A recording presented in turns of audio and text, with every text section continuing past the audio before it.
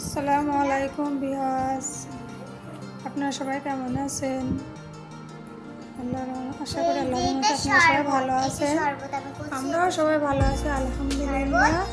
এই যে আমাদের আজকে প্রথম রোজা, আমরা আমার মেয়েদেরকে নিয়ে এই যে এই ইফতারের আয়োজনটুকু করছি। আল্লাহ তাআলা করা তৌফিক দান করছে আলহামদুলিল্লাহ। দোয়া করবেন আমার বাচ্চাদের জন্য। আল্লাহ প্রথম রোজা যেভাবে নিচ্ছে, আল্লাহ যা দেয় আল্লাহ তাআলা যা জোটায় তাতে আলহামদুলিল্লাহ আমরা সবাই শুকরিয়া আদায় করি। আল্লাহ তাআলা হয়তো এর পরবর্তীতে আল্লাহ বেশিও রিজিক দান করতে পারে, হতে পারে। দোয়া করবেন আমার বাচ্চাদের জন্য, তাদের জন্য আল্লাহ ভালো রাখে, তাদের শরীর সুস্থ রাখে। এই রমজানের থেকে শুরু, আল্লাহ জীবনটা যেন অন্যরকম করে দেয়, সবার পাপ গুনাহ সব কিছু মাফ করে দেয়। সবাই দোয়া করবেন এবং সামনের দিনগুলো সবার জন্য আল্লাহ তাআলা ভালো করে নেয়। দোয়া করবেন। যা শুরু হচ্ছে। সো গাইস, ইফতারি শেষ করে নামাজ কালাম পড়ে আমরা এখন বসেছি।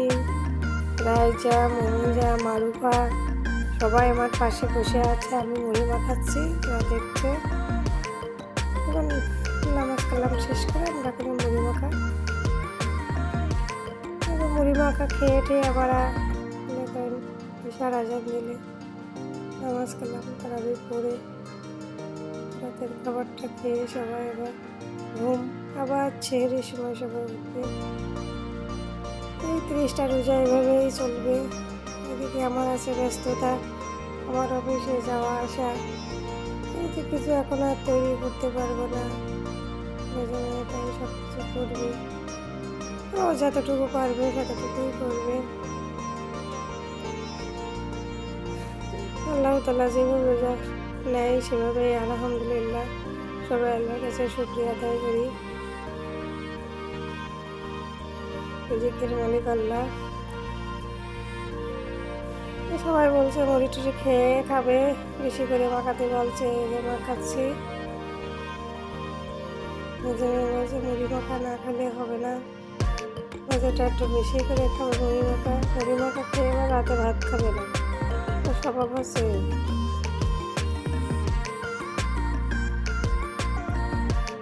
কার কার বাচ্চারা মুড়ি মাখা খেয়ে আর ভাত খায় না, সবাই কমেন্ট করবেন।